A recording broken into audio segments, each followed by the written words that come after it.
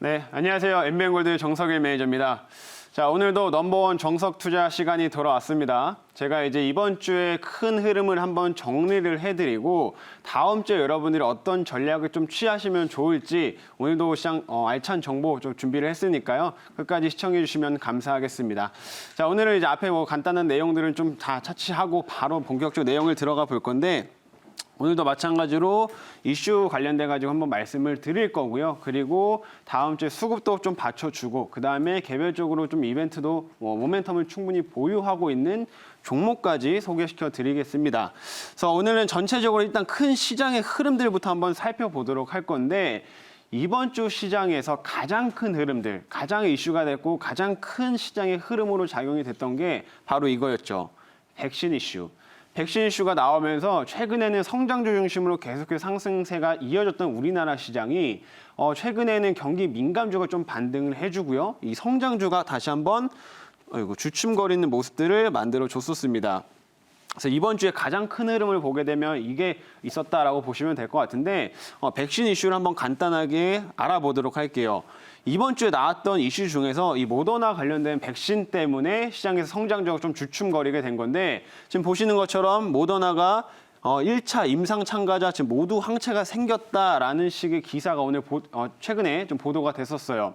모더나가 사실상 이제 임상 1상 데이터를 이번에 처음 공개한 건 아닙니다. 5월 달에도 한번 공개한 적이 있었는데 그때는 이제 환자 45명 대상으로 해서 임상을 진행한 과정에서 중화 항체가 생긴 사람이 실제로 한 8명 정도밖에 없었습니다. 근데 이번에는 그 45명의 환자들 중에서 실제로 그 바이러스를 죽일 수 있는 그 중화 항체가 형성이 된 사람이 모두 45명 모두 형성이 됐다라고 하면서 시장에서는 백신이 이제 나오는 거 아니냐 이런 식의 기대감들이 생겨났죠. 그리고 지금 모더나가 이 백신 임상을 지금 현재 2상을 지금 진행을 하고 있는데 이제 7월 27일 날 되게 되면 바로 3상을 진행합니다. 임상 3상이 진입을 하고요. 그다음에 이제 환자 한 3만 명 정도를 데리고서 이제 임상을 진행하는 거기 때문에 진짜 잘하면 연말에 이제 백신이 나오는 거 아니야? 이런 식의 기대감이 굉장히 많이 커졌다라고 이제 보실 수가 있겠죠. 그래서 실제로 이제 백신에 대한 기대감들은 좀 미국에서 그리고 전반적으로 주식시장에 좀 크게 작용을 했는데 사실 우리나라 방역 당국에서 되게 조심스럽게 얘기를 하고 있습니다. 왜냐하면 실제로 이번에 모더나 이제 임상 데이터가 공개가 된 게 아직은 1상이에요, 1상. 1상이기 때문에 이게 어떻게 될지 모른다. 2상과 3상을 거치면서 어떻게 될지 모른다라고 지금 우리나라 방역 당국에서는 지금 얘기를 해주고 있고요.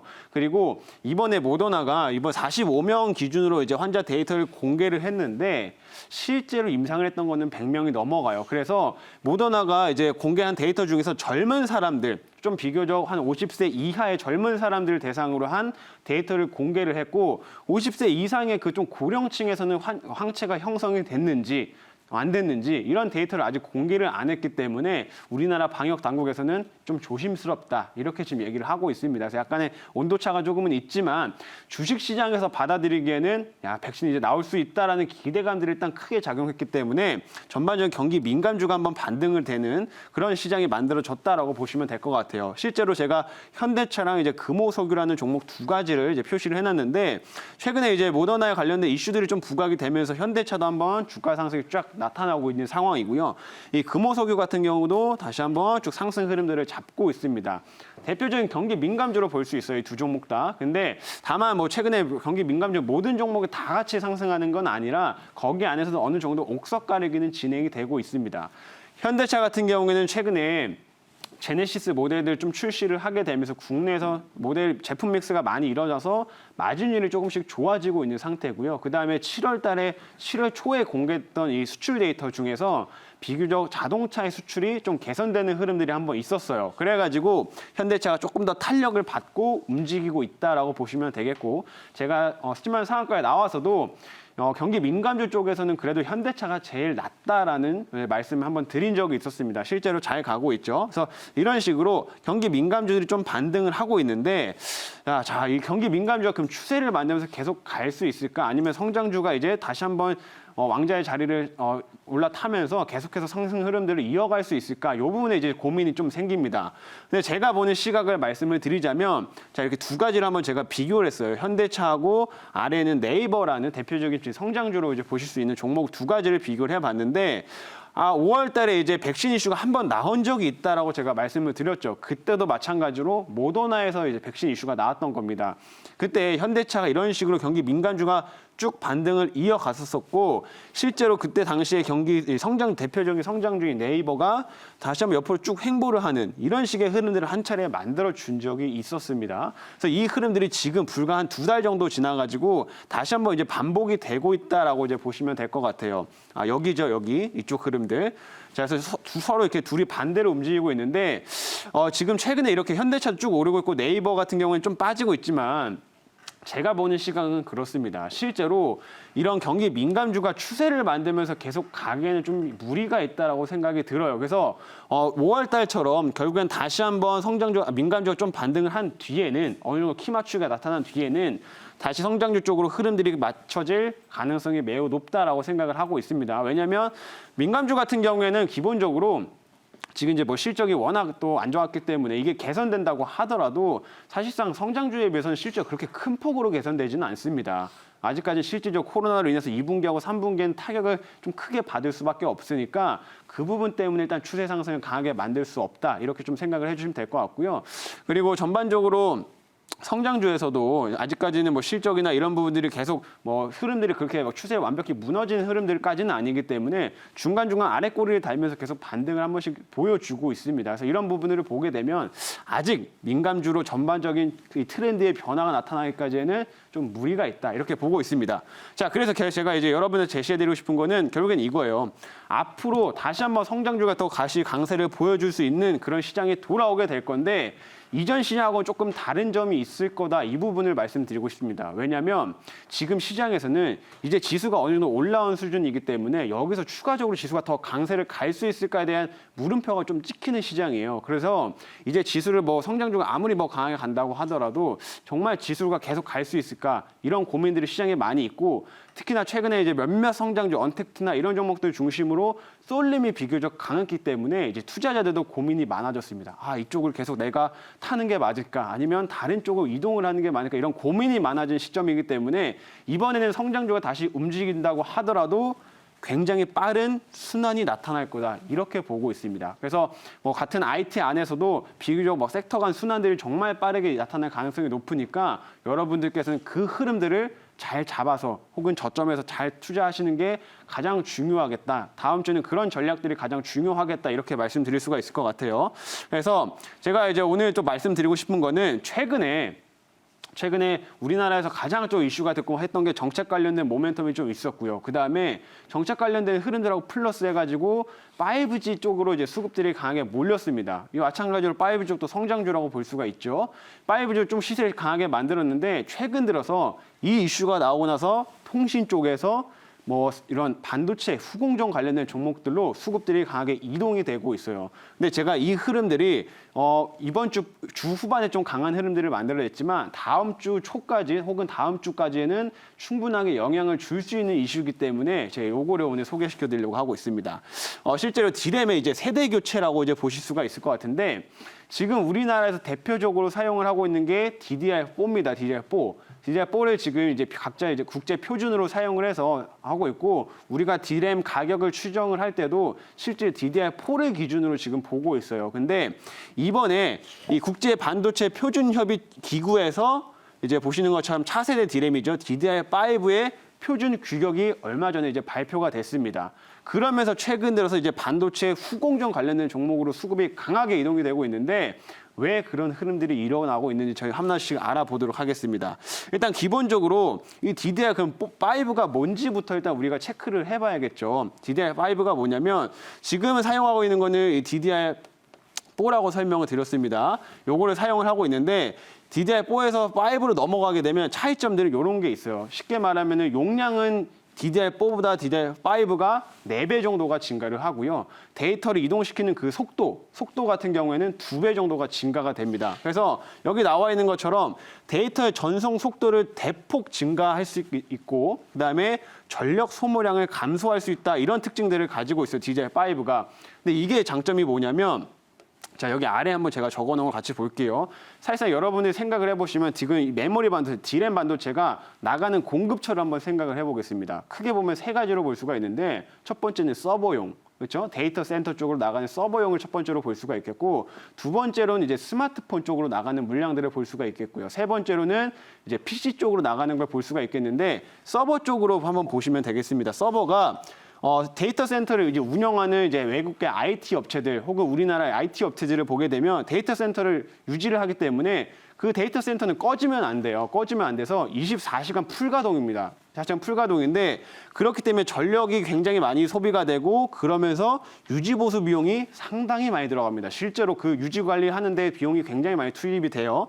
근데 이렇게 전력이 감소하게 되면 그 비용을 현저히 낮출 수가 있기 때문에 향후에는 이제 서버 쪽으로도 DDR4가 아닌 DDR5가 채택될 가능성이 매우 높다 이렇게 보시면 될 것 같아요. 그래서 이런 DDR5로 이제 좀 변화할 수 있는 시장들이 슬슬 이제 개화될 거기 때문에 시장에서는 벌써 관련된 종목들이 움직이고 있다 이렇게 봐주시면 되겠고요. 그다음에 DDR4보다 마찬가지로 이제 프리미엄 가격 지금 이제 막 출시 이제 아직 출시는 완벽하게 된 건 아니지만 이제 앞으로 출시가 될 거기 때문에 DDR5가 이제 나오게 되면은 기존 DDR4보다는 훨씬 가격이 높겠죠. 그러면 이게 실제로 이제 프리미엄 가격이다 보니까 반도체 업체들 우리나라 뭐 삼성전자, SK 하이닉스 이런 업체들의 수익성까지 개선되는 효과를 기대해 볼 수가 있습니다. 그래서 이렇게 변화를 하면서 실제적으로 뭐 서버 업체들도 수혜를 좀 받을 수가 있을 거고 우리나라 뭐 삼성전자, SK 하이닉스뿐만 아니라 전반적인 반도체 업체들이 뭐 수혜를 좀 받을 수 있다. 이런 기대감들이 지금 작용하고 있는 거라고 보시면 될 것 같아요. 그리고 마지막으로 사실상 이거 앞에는 사실 기억 안 하셔도 됩니다. 제가 지금 이거보다도 가장 핵심적인 건 요거를 이제 보시면 될 것 같은데 자, 좀 정리를 하고. 자, 보시면은 데이터 전송 속도나 이제 전압이 변경이 되다 보니까 DDR4에서 DDR5로 이제 바꾸게 되면 이 보시는 것처럼 후공정 장비하고 부품에서 엄청난 변화가 나타납니다. 왜냐하면 전공정 같은 경우는 DDR4를 생산하든 DDR5를 생산하든 전공정 과정은 크게 다르지가 않아요. 비슷비슷합니다. 다만 이제 5가 출시되면은 후공정이 크게 바뀌게 되는데 후공정은 우리가 흔히 말하면 테스트하는 거 혹은 패키징하는 거라고 보시면 될 것 같습니다. 이 후공정이 가장 핵심이라고 보시면 되는데 왜 후공정에서 변화가 생겨나냐면 아까 말씀드린 전압이 일단 기본적으로 바뀌어요. 전압이 바뀌고 데이터 전송하는 속도가 다르기 때문에 일단 테스트 장비들이 기존의 DDR4였던 그 테스트 장비를 똑같이 사용을 하게 되면 얘가 제대로 잘 작동을 하고 있는 건지 DDR5가 잘 돌아가고 있는지 실제로 그 알맞는 작동을 하고 있는지를 정확하게 확인할 수가 없기 때문에 이런 테스트 장비에 대한 일단 교체가 한번 일어나게 됩니다. 뿐만 아니라 DDR5로 넘어갈 때 DDR4보다 실제로 크기가 조금 더 증가를 해요. 크기가 증가를 하다 보니까 거기 규격에 맞는 부품들도 전반적으로 변화가 한번 있어야 되겠죠. 그래서 지금 가지고 있는 이제 DDR4에 테스트하는 이런 부품이나 이런 것들이 싹 바뀌어야 되기 때문에 후공정 관련된 종목들이 매우 강하게 움직이고 있다. 이렇게 봐주시면 되겠습니다. 그래서 이런 기술적인 측면을 제외하시더라도 그냥 가장 크게 변하면서 주식시장에 영향을 줄 수 있는 거는 바로 이 후공정 부분이다. 이렇게 봐주시면 되겠습니다. 그래서 앞으로 여러분들 이제 후공정 쪽에 좀 포커스를 맞추실 필요가 있겠는데 제가 지금 이렇게 설명을 드렸기 때문에 DDR5 관련된 종목들 이제부터 막 랠리를 쫙 시작하겠네요라고 생각을 하실까 봐 제가 우려감에 DDR4의 사례를 한번 가지고 왔습니다. 실제로 DDR4가 출시된 이후로 그 시장이 어떤 식으로 변화됐는지를 한번 제가 말씀을 드리도록 할 건데 자, 여기 DDR4를 보시면 여기 회색깔을 보시면 돼요. 여기 여러 가지 색깔로 칠해져 있죠. 여기서 이렇게 회색깔이 되게 작게 지금 여기 칠해져 있습니다. 이게 DDR4가 지금 우리나라가 DDR5가 이제 지금 막 표준안이 나왔잖아요. DDR4의 표준안이 나왔던 게 2014년이었습니다. 2014년. 근데 이때 보시게 되면 마찬가지로 표준안은 나왔지만 실질적으로 양산되는 물량은 굉장히 작았어요. 왜냐하면 이제 표준안이 나오고 나서 실제로 우리나라에서 표준안이 나와서 DDR5를 이제 본격적으로 생산해야겠다 이래서 생산이 많이 되는 게 아니라 우리나라 업체들뿐만 아니라 뭐 외국에 있는 인텔 혹은 AMD 이런 CPU를 만드는 회사들이 있죠.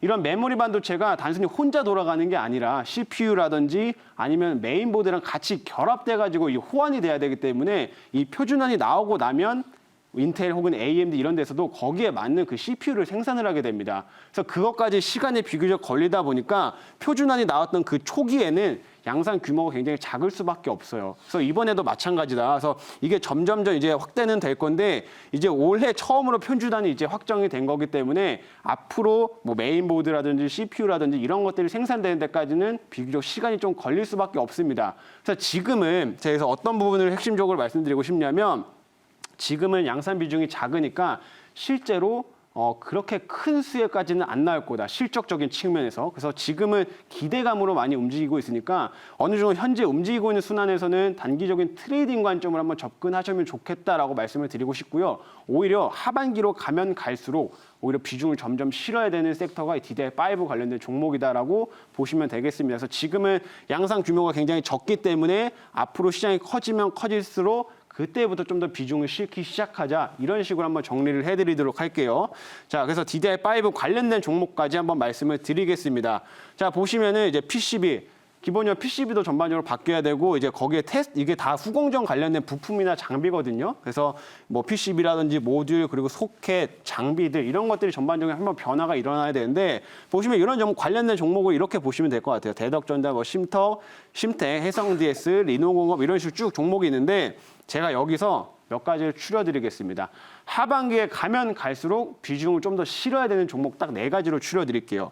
첫 번째는 심텍, 그다음에 두 번째로는 ISC, 마이크로 컨텍솔, 그다음에 세 번째로는 여기 엑시콘 이렇게 4가지 종목을 말씀드리고 싶습니다. 하나하나씩 좀 구체적으로 설명을 드리면 일단 심텍 같은 경우에는 이제 PCB 말 그대로 우리가 흔히 생각하는 그 기판을 생산을 합니다. 기판. 근데 심텍 같은 경우는 스마트폰 쪽이나 이런 데 들어가는 기판의 매출 비중이 많은 회사가 아니라 반도체 쪽으로 들어가는 매출 비중이 한 85%가 돼요. 그래서 대부분 이제 메모리 반도체 쪽으로 이런 기판을 제공을 하고 있는데 심텍이 지금은 뭐 아직까지 DDR5로 인해 가지고 큰 수혜를 받지는 않지만 하반기에 가면 갈수록 삼성이나 혹은 SK 하이닉스 쪽에서 이런 DDR5를 생산을 하겠죠. 그럼 거기에 맞는 이런 PCB를 생산을 해야 되기 때문에 그거는 심텍이 담당할 가능성이 매우 높습니다. 그래서 하반기에 가면 갈수록 실적이 좋아질 수 있는 종목으로 심텍 요걸 첫 번째로 보시면 될 것 같고요.